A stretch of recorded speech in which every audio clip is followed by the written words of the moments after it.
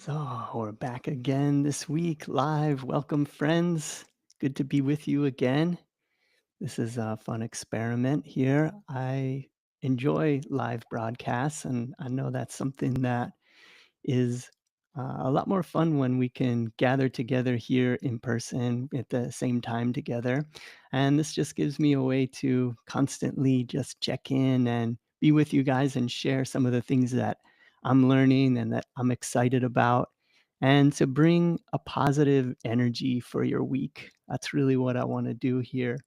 It's it's sometimes that we're in currently that can really get us down, and it can be really difficult to keep moving forward with a positive attitude with all of the things that we see around us in this world. So let's just open together with a little energization, a little relaxation exercise that I always like to do before we start. And then I'm just going to start with the affirmation that I've been using, the same one that we used last week. I think this is a very powerful one to begin our time together. And I actually learned this week too that tensing and bringing energy into your muscles actually is like medicine for your body. It actually is like, I believe the scientists are even calling it like a joy molecule that gets brought into the body every time we tense our muscles. So every time we exercise, that happens. So bring in the joy into your body as we do this together. It's going to be a short and long double inhalation, and then we're going to tense all the muscles in the body in a low, medium, high vibration. And then we're going to exhale, relax, release, and feel. And I'm just going to turn on the Instagram live here as well as we start. So let's begin. Let's just take in a normal deep inhalation, breathing in and all the way out. And now double inhale and tense. Inhale, low, medium, high, vibrating with willingness, and exhale. Relax, release, feel. Again, inhale and tense. Low, medium, high, vibrating with willingness, and exhale. Relax, release, feel. Last round, inhale and tense. Low, medium, high, just a bit higher, bringing in all that energy into the body, and exhale. Relax, release, feel, just letting go of all the cares and the worries. Let's go on a worry fast here together for this time that we're sharing. And our affirmation is, I step forward with perfect faith in the power of the omnipresent goodness to bring me what I need at the time I need it. Om, Jai Masters, Jai Guru. And this week, I wanted to continue our exploration of creativity and inviting the inner muse to work with us and to allow superconscious creativity to flow through us. It's something that I've been studying and fascinated with, reading a lot of books on, doing a lot of practices with, really wanting to become a vessel, a channel for the inner genius that we all have. We all have an inner genius. We all have a higher self. We all have the wishes of our soul that wants to come through us. Before we dive into that, I thought I would talk a little bit about really moving through the fear and the anxieties that we're probably a lot of us are feeling currently at the moment. And I thought I would share some of these. Let me pull up some of these notes that I've got here. And there's some really interesting takes on this that come through people like Friedrich Nietzsche and Marcus Aurelius. So I wanted to read some quotes here. They talk about this word amor fati, or this phrase, a love of fate. And I feel like this is very powerful during this time. Friedrich Nietzsche said, and he was describing his formula for greatness. This is from Ryan Holiday's book, The Obstacle is the Way. And Nietzsche said, one who wants nothing, one who wants nothing to be different, not forward, not backwards, not in all eternity, not merely bear what is necessary, still less conceal it, but love it. So, talking about this time that we're in, to not want it to be any different, not to want to go backwards, to make it great again, not to want to be in the future, but to really not just bear it or conceal it, but to love it, to love this place that we're in, to love the time that we came in, to love the bodies that we're in, to love the talents and the all of the things that have happened to us in our lifetimes because they make us who we are. We came here during this time, in these bodies, in this place to do certain work. We have a soul's purpose. And to really love that is this is the way to overcome suffering. Marcus Aurelius said similarly, what you throw on top of a fire, the fire turns to heat, brightness, and flame. We should decide to have an attitude now that we will come back better for whatever we go through. What a wonderful attitude to have, that we will come back better for whatever we go through. And we know this is true, but in the moment, we can become afraid. In the moment, we don't want the things that are happening to us to be happening. But if we will come back stronger through everything that comes to us, then really, was it a curse? Maybe it's more of a blessing. Ryan Holiday says the question for you, for whatever you're dealing with, are you going to be better? Are you going to be better for this injury, for this grief, for this loss, for this mistake, this failure? If you decide that no event is so bad that you can't decide to learn something from it, that you can decide to use it as an opportunity to grow. The stuff you're worried about, it will happen or it won't. Worrying doesn't affect it. This isn't something I have to do. This is something I get to do. This isn't something that happened to me. This is something that happened for me. And what a powerful way to look at life and to see things, that this is what I get to do. It's We are the heroes in our story. And if we are the heroes in our story, the hero always wins. If we take this attitude, if we see life as a grand adventure and we see everything that is happening in this movie of life, Yogananda said this life is a movie and a show. He said that we shouldn't get caught up in it, that we're just playing our roles. And if we can live our life in this way, then we can really become like the heroes in a great adventure. And we can see everything that comes to us as something that we can step up to and we can say, I get to do this. This is going to tie into the creative super consciousness that I'm talking about during this podcast, and really setting it up is the more that we see life in that way. And I keep repeating this quote from the painter Robert Henry. It's in the beginning of Rick Rubin's book. It says, the object is not to make art. It's to be in that wonderful state that makes art inevitable. And this is what we're talking about, is becoming people who can live life in a wonderful state that makes art inevitable. And it doesn't matter what time period that you're in. It doesn't matter all of the things that are going on in the world around us. We can learn to live in this wonderful state that makes art inevitable. And if we are living our lives there, I saw a short clip from the musician recently, uh, that was from Most Def, and he was talking about our hearts during this time, that if you're struggling, if your heart is broken during this time, then our hearts should be broken. There are so many people suffering, there's so much tragedy and disaster in the world, that it really just means that we have a healthy heart, that we have compassion for others. And if we're disturbed by what's going on in the world around us, that is natural, because there's so much that is disturbing in the world around us. But he said that what I can't do is I can't give in to despair. I won't do that. And this is what I'm calling for all of us, to not give in to despair, to not give in to anger, not to give in to the distractions, and also to the division that comes through all of the things that we're seeing in the news around us, and we can become angry and divided. Those things are all the dragons. Those are the things that are going to keep us from making our art. Those are going to be the things that keep us from having this light within us that we can share with others as love.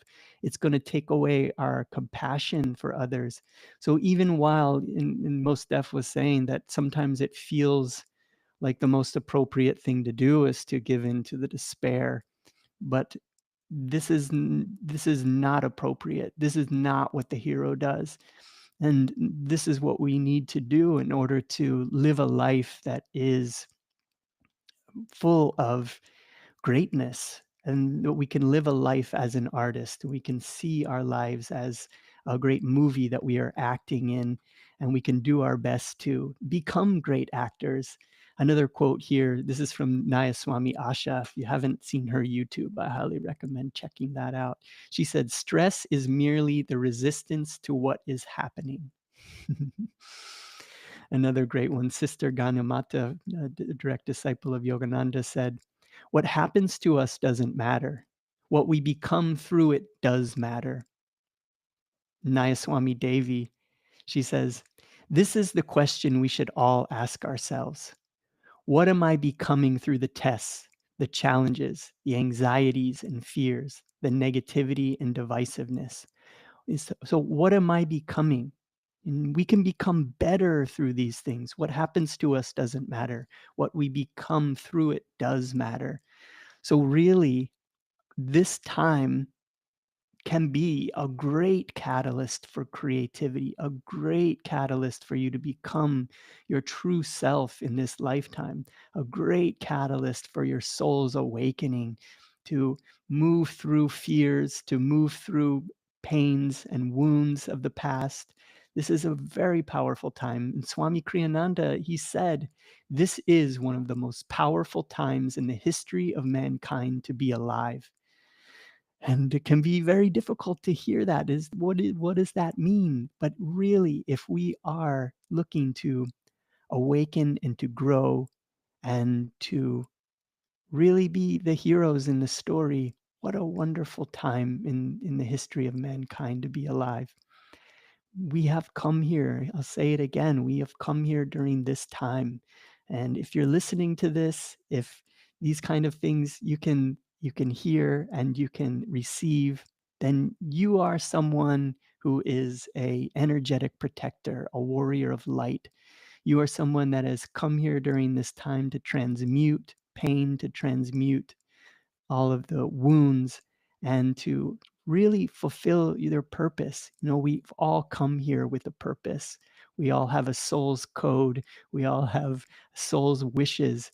And when we are following our soul's code, when we are doing what we're meant to be doing, then nothing and no one can stop us.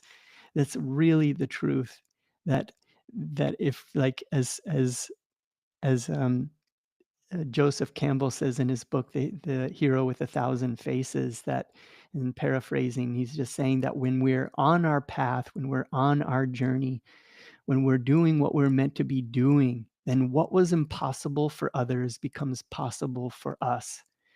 And we know we've seen so many examples of people that have pushed through such great adversity and have done incredible things in their lifetimes, enduring some of the most tragic and difficult times in human history. So these things, they can't stop us. They shouldn't deter us. They should be like that quote about, whatever we put onto the fire creates heat. It creates brightness and flame. So all of this, we can throw it into the fire. As Ram Dass says, grist for the mill. All of these things are like fuel for us. I love the story of Hanuman in the Ramayana when he faces difficult challenges, the most insurmountable obstacles. but he just keeps chanting. He keeps saying Ram, Ram, Ram, Ram, staying focused, not letting any doubt creep in.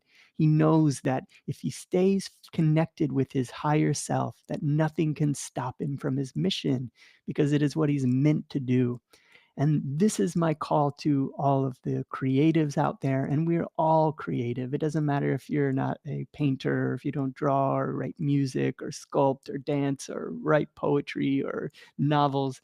Our lives are creative acts. And we are all creative, and we can all tune in to that higher self that has been trying to get our attention. And I want to really open this up to all of us.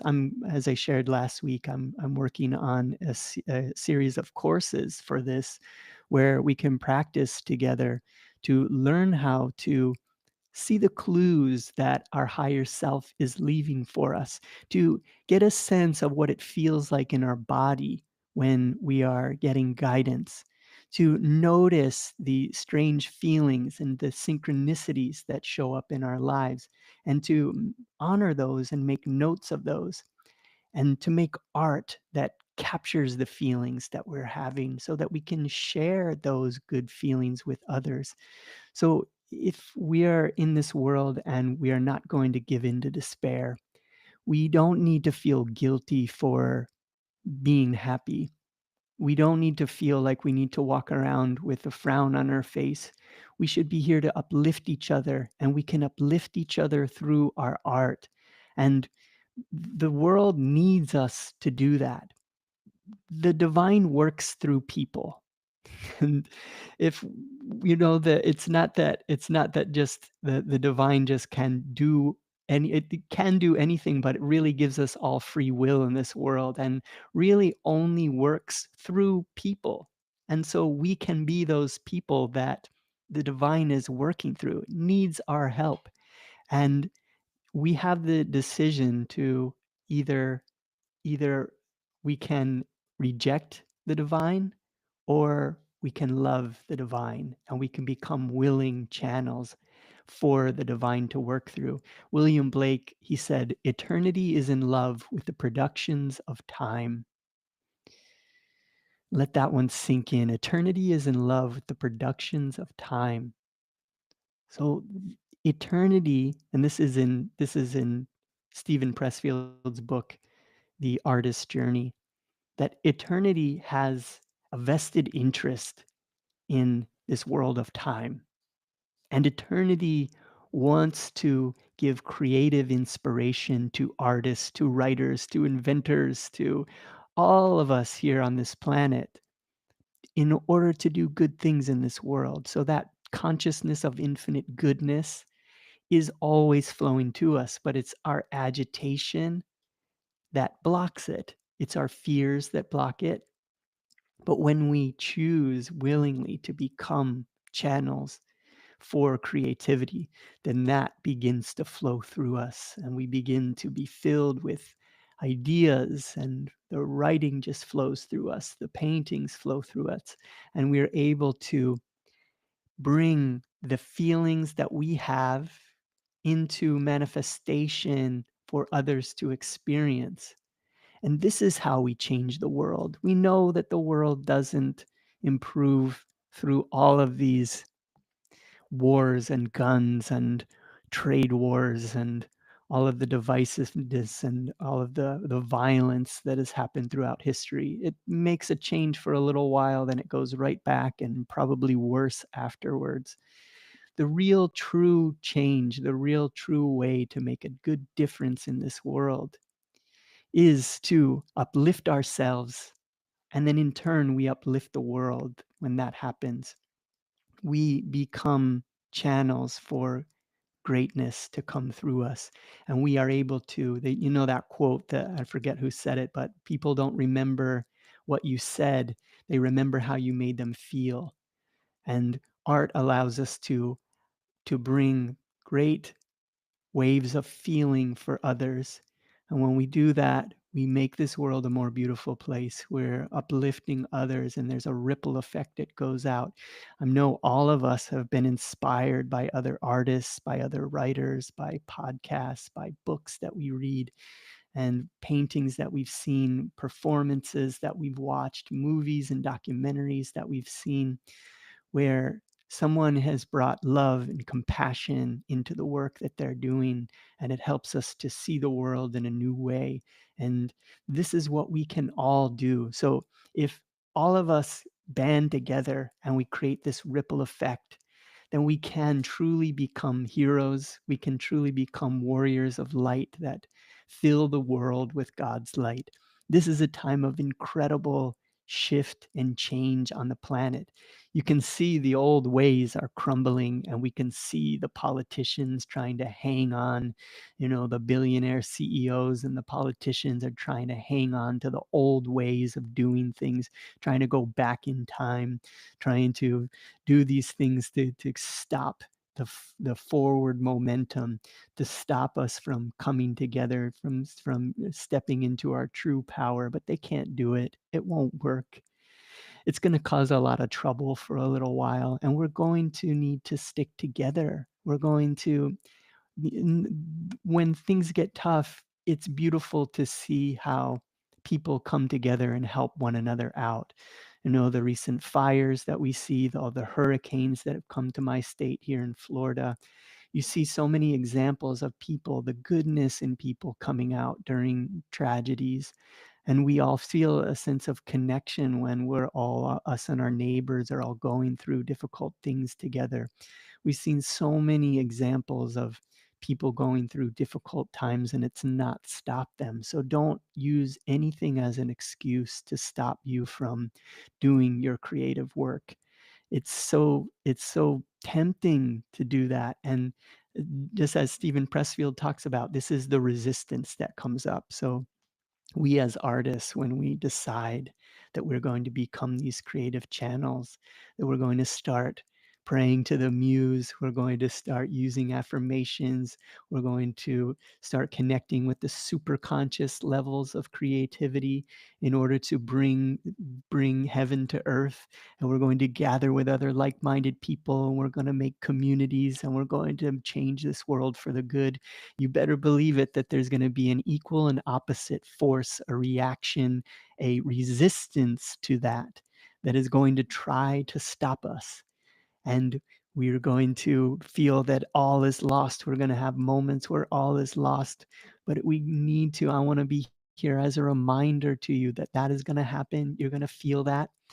And if you stay vigilant, if you don't give up, if you do things that bring goodness into your life, like breath work exercises, meditation, even just that relaxation exercise where we brought that energy into our body and we relax and release the tension, if we surround ourselves with good people, then something will happen where we will be back on track. Somebody will come into our lives and say just the right thing to motivate us. Maybe you're hitting your all is lost moment and you're hearing this right now, and it's motivating you to get back in the game, to get back into your creative energy. And this is what happens. We need to stay vigilant, stay on the course of action towards our highest good, our highest potential. And there's no limit to what we can do in our life, because it's no longer us doing it. It's our soul moving through us to bring that light into the world. There is no limit. Don't think, what can I do as just one person? That's the resistance talking. That's the dragon talking. We have seen example after example of what one person can do in a lifetime to make this world a better place. And we are all capable of this. We all have an inner genius. It's about getting out of the way and allowing that to flow through us. It's about stepping up when it feels difficult. For me, my core wound that my friend Hassan has done a reading with me recently, that in the Gene Keys readings about our core wounds, and he read mine to me last night, that my core wound is the fear of rejection. And when he read that to me, and the words that went along with that, it made so much sense. because that is really what I've struggled with my whole life. I have such a fear of rejection. For the longest time, I've had such a fear of being in front of a camera or putting myself out there. Like the worst fear in my mind, the thing that I'm most afraid of is for people not to like me, people to reject me, for people to have issue with what I'm saying or doing. And so me being in front of this camera right now is just shocking to me every time that I do it, or guiding meditations for others. I feel that deep within me. But the big thing about a core wound within us is that we came here in order to transmute that core wound for the benefit of all beings. If we can do it for ourselves, that ripple effect out into the world is massive. I keep having this realization after my meditations in the past week is and for a while now, that I feel that I am in this game, this movie, and everyone else in the universe is already awakened. I'm the one that's asleep, and they're all doing it for me. They're all doing their perfect performances to help me to awaken, to learn lessons, to grow. That I'm in this video game that I decided to play with myself, and that in essence, everyone else in the universe is also me, helping me to learn and to grow, and that I came and started playing this video game of life on purpose. I came here to be entertained, as Yogananda said, to be entertained and to be educated. I came here to experience all of the aspects of life, and that everything and everyone else in this universe is really just a reflection of my true self, my higher self, and they're all here for my benefit. So you can see the world in this way. It really is helpful and beneficial to see the world as a movie, as a video game, as a dream, as a play. As William Shakespeare said, all the world is a stage and we are but actors. This is really what the great saints and sages are telling us, and that we can feel when we go inward and really realize what this really is, that we came here for this and for this reason. And I wanted to talk about also here, to move into talking about inspiration. And I wanted to read some words from Swami Kriyananda in his book, the it's called Art as a Hidden Message, and it's a fascinating, wonderful book that I get so much inspiration from. And he says,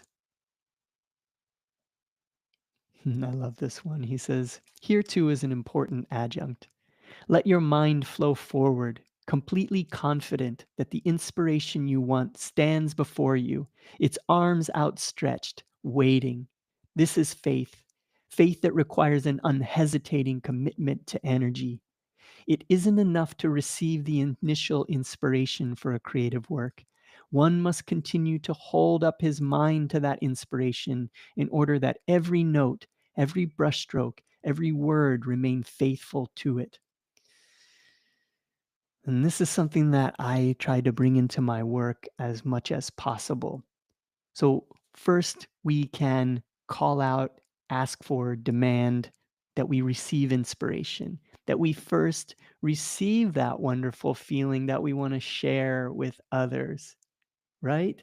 This is what we're looking to do. And we can treat our life, any time, any moment in our life, as an opportunity to feel, as an opportunity to have a great connection with another human being, to experience nature in its full depth. I mean, nature outside is wonderful and makes it so much easier to be in a wonderful mood when we're in nature. We see a gorgeous rainbow or a sunset, or if we're hiking in a forest with the birds singing. It can be such a wonderful feeling, and we can look to remember and bring those feelings up again, bring those feelings up within ourselves on a regular basis, And we can, as Swami Kriyananda, he talks about, I shared last week, this is a very crucial point, and I like to keep saying it over and over,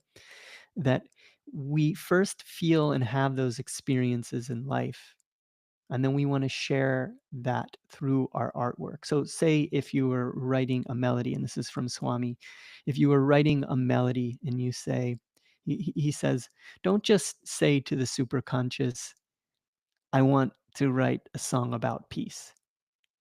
He said to get really specific about it and also to feel it yourself. Hold that feeling up. He says that instead say, I want to write a melody that captures the feeling of the moon rising over a peaceful, still lake, the reflection of the moon in the water, and the peace that it brings after a day of turmoil. And he says when he does that, all of a sudden, music sometimes even immediately starts to come into his mind. It's important to be patient because it doesn't always come immediately, but sometimes it does. And it may come to you when you least expect it. But the idea is to prompt the universe. This is the true natural way to write a prompt and prompt the universe and then allow that creative inspiration to come through us. This is something that we as humans can do. And this is how artists, this is really the secret to art. This is really when we break it down, and we can all learn how to do this. And here he says it isn't enough to receive the initial inspiration for a creative work. One must continue to hold up to his mind that inspiration in order that every note, every brushstroke, every word remain faithful to it. So, as an example, as I'm painting, I do my best to keep kindling the feeling that I am I'm hoping to convey, that I am the reason why I'm making the work of art, right? I am keeping that feeling foremost in my heart and in my mind so that every brushstroke I and this is obviously a practice. It's keeping, and meditation helps me. So in meditation, we're always returning, bringing our mind back over and over, keeping our mind on God, as Yogananda says, keep turning your mind on God over and over with every brushstroke. And so I feel that if I can do that in my paintings, then when people see them, they can also feel, they have an opportunity to feel what I'm feeling as I'm creating the work, as that work is flowing through me. And it's amazing how beautiful the line work can be when we get out of the way and we're no longer filled with self-doubt. We're no longer filled with mind chatter, of troubles of the day, of conversations or arguments or fears or worries. And we're doing our work to bring that flow through. And art can be such a wonderful teacher for that. Sometimes also I'll be working on a piece where I just have a lot of turmoil going through my mind, and oftentimes just continuing to work, continuing to create, to paint, to draw allows me to transmute that negativity, to transmute those fears and worries. It feels a lot of times like when I'm having a difficult time, sometimes it really feels like a ceremony, like a medicine ceremony where I'm getting to go through all of these things that come up. And sometimes as I'm painting these deities, sometimes the nature of that deity, say like Mahakala or Yamantaka, the Buddhist deities, or I painted recently a mandala that was all about transmuting into the fires all of our self-doubts and our worries and our negativity. And as I was doing that, all of this stuff was coming up, and it was something that was making it very, very difficult to keep going. But I just kept my mind over and over chanting and returning anytime my mind drifted to come back and to continue. And it makes sometimes the work can transmute those negative feelings. So I'm not saying that you always have to do that. That is kind of just the highest state. If we can be in a state of no mind and we're allowing that pure creative flow to come through us into that work, and the work is just an offering of pure love. And that's what I aim to do. But the work can continue to help us to transmute all of the negative energy through us as we continue to show up, continue to step forward with perfect faith in the power of the omnipresent goodness to bring us what we need at the time we need it. Keep returning your mind back. I like to have images around me, so like I always have an image of my guru Paramahansa Yogananda, images of deities or things on my altar or things that I surround myself, or images around the piece that I'm painting, to something that I can use as a prod to help me to remember. So whenever I see it, is to come back. Your mind is drifted, just like in meditation, your mind drifts. Simply bring it back to the practice, bring it back to the technique. And that's really the true practice of meditation. Of course, our minds are going to drift. Of course, negative thoughts are going to creep their way in. This is just how it works. The dragon will continue to do that until we have reached full awakening, full transmutation, full self-realization. These dragons are going to still continue to creep up and to try to stop us from doing our work. So to keep going with these teachings on the superconscious, this is something that I've been really loving and putting into practice for some time now, and it's been making more and more sense to me as I affirm and bring this into meditation. So I look forward to creating some guided journeys and some guided meditations for us to practice with around this. So this is what I'm working on now, and I can't wait to share those and to really connect with each other and see how this is working for us. And Swami Kriyananda, he says that inspiration is of two kinds: the rediscovery or rearrangement of thoughts that already exist in the subconscious mind, and then the sudden appearance of new thoughts or new insights from the superconscious. This higher inspiration certainly is more to be desired than the lower, for it is based in truth and not in imagination. It is not always easy, however, to recognize the difference between lower and higher inspiration, particularly when the lower is vitalized by the emotions. When inspiration comes, receive it with calm love and see whether, untouched by emotion, its impulse grows stronger or weaker. Love is the water that nourishes true inspiration. So let's unpack this here together a little bit, because there are some things in here that may be quite new for a lot of us. Very, like, definitely were new for me when I heard about it. We hear about tapping into the realms of the unconscious to make artwork. And this is a very viable thing that we can do. I'm not saying that you shouldn't do that, but there are two kinds of inspiration. So when we tap into the subconscious, these are realms where it's a rediscovery or a rearrangement of thoughts that already exist in the subconscious. So all of the things that have happened into us in our lives are for us, as we want to say, in our lives. All the things we've seen, heard, been affected by, all get trapped into the subconscious mind that we can go and we can access. And this is what Salvador Dali was doing, was accessing the subconscious mind. But here, for our purposes, I want to encourage us to move into a higher calling, because we are in an age that needs us to step up to our highest potential. This is such a crucial moment that I want to really make this a call for us to make that choice to step into the super conscious.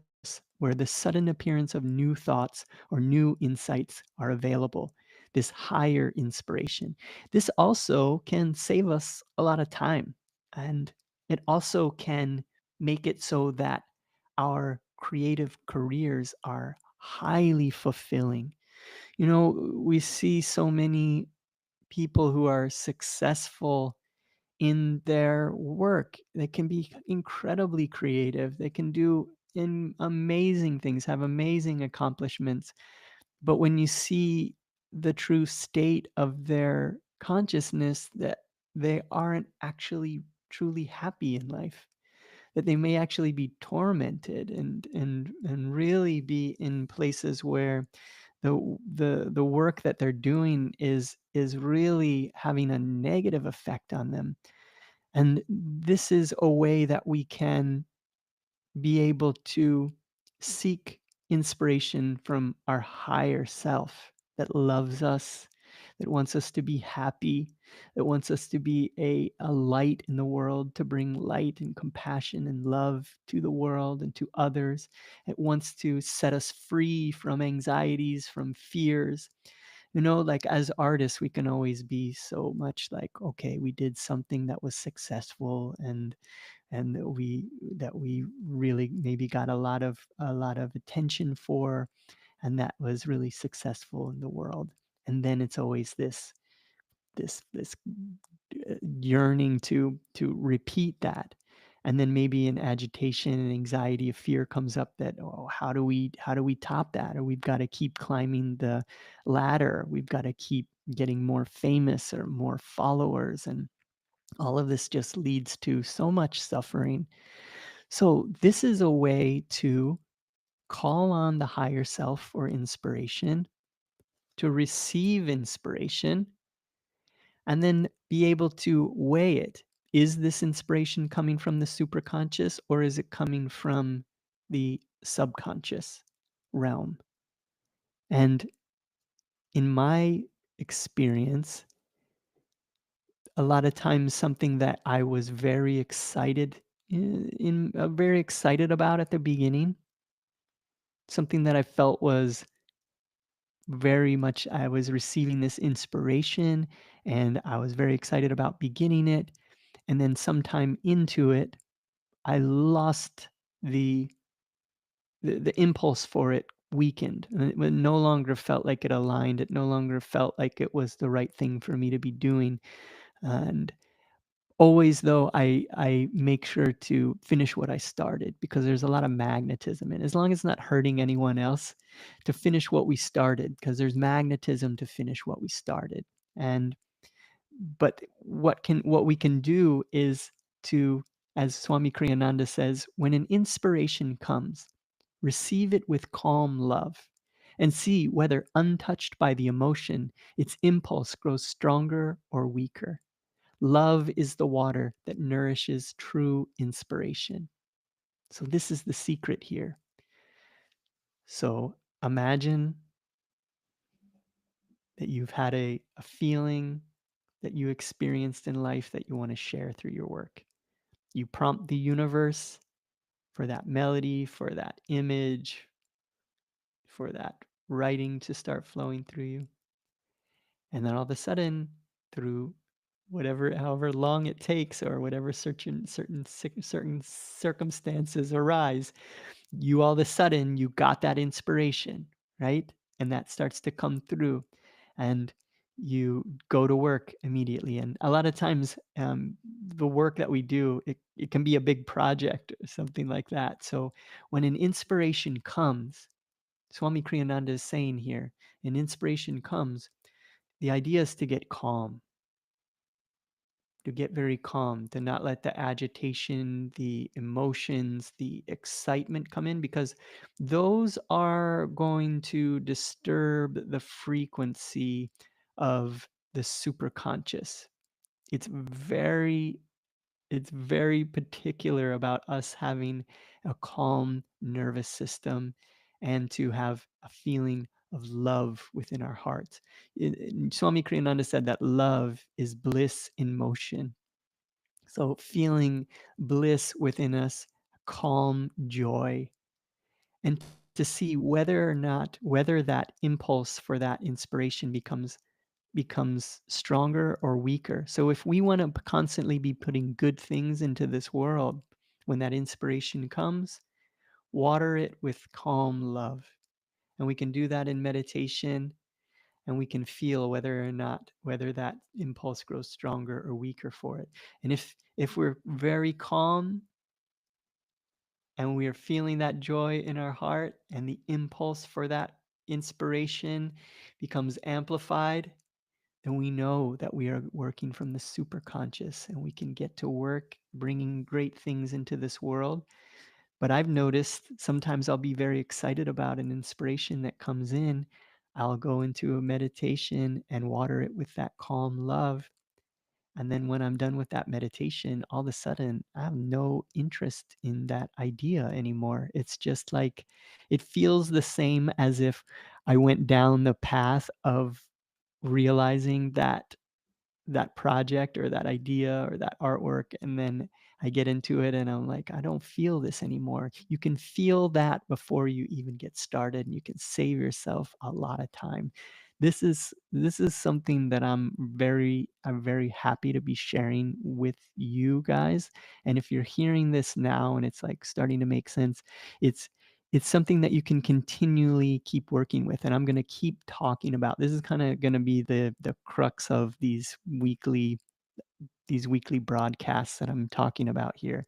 It's us learning to notice the feelings, the synchronicities, the hunches, the feelings of deja vu, the feelings that we can notice within our bodies to guide us, to lead us, and then to weigh those. And also, it can come to you in dreams. We can have dreams that come to us that can give us inspirations. All of these things are flowing, and we can start to record those into our book of clues, our book of inspirations, and then we can see whether or not the impulse to really move forward with that is right, because we have so many patterns, like habitual patterns that come up in our lives. I know for me, I have patterns that I will feel that are like great inspiration, but they are just negative patterns that are leading me down the same path that will get me nowhere in the end. So this is a way, and that in Rizwan Virk in his book Treasure Hunt, he calls them anti-clues. We have these anti-clues that arise and they feel so right in the moment, but they are actually the dragon. They are actually resistance trying to trick us into an old negative habitual pattern that get stuck in. And so this will help us to avoid that and to see those for what they are, and to say, ah, I see you, dragon, I see you, negative pattern, you can't fool me. And we can learn to feel the difference. This is an affirmation that we can do together. And this is I'll put this in the notes that you can use. This is one that you can use this week. It is, I hold my thoughts up to the calmness within. In calmness, I receive inspiration from my higher self. I hold my thoughts up to the calmness within. In calmness, I receive inspiration from my higher self. And this is where you can hold up those ideas up to the calmness within and feel whether the impulse grows stronger or weaker. You can say that to your higher self. I'll also, tomorrow night, I'm going to be leading our in-person guided group meditation that I host every Wednesday. And I've been getting some requests to start doing live streams of those as well.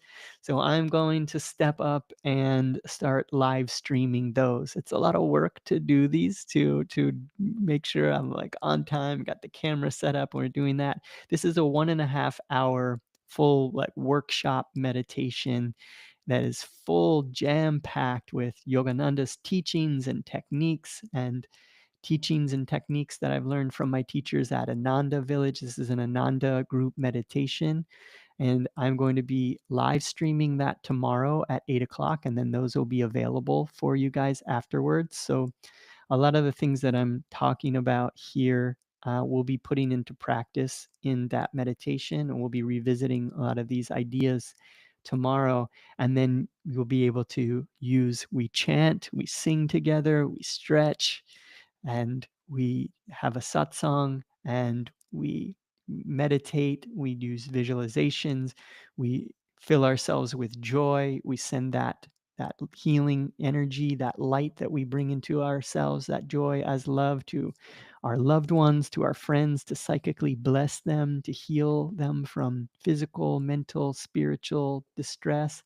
And then we also send that light out into the building, into the neighborhood, into the city, state, country, world, and beyond, to fill this world with light. So I encourage you all to join me tomorrow night at 8 o'clock Eastern, here on YouTube. Once again, you'll see that in the in the live feed there on my playlist on YouTube, to join us tomorrow for that.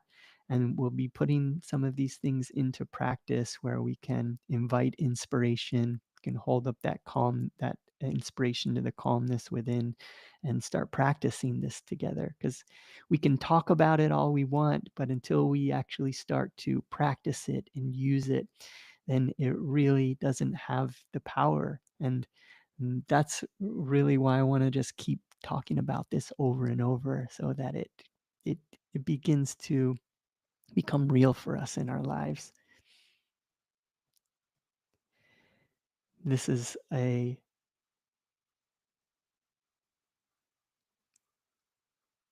this is another quote from Swami. He said, "Of the heart, ask love. Of the spiritual eye, ask wisdom. Ask that what you create be in tune with both love and truth. Never allow yourself to express anything that you don't really feel in your deepest self to be true. To do less is to prostitute your talent.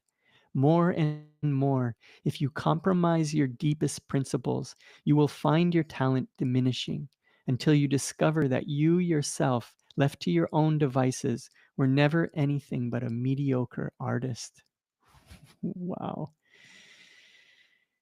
And this is what happens when we get stuck into doing things that we don't truly believe in.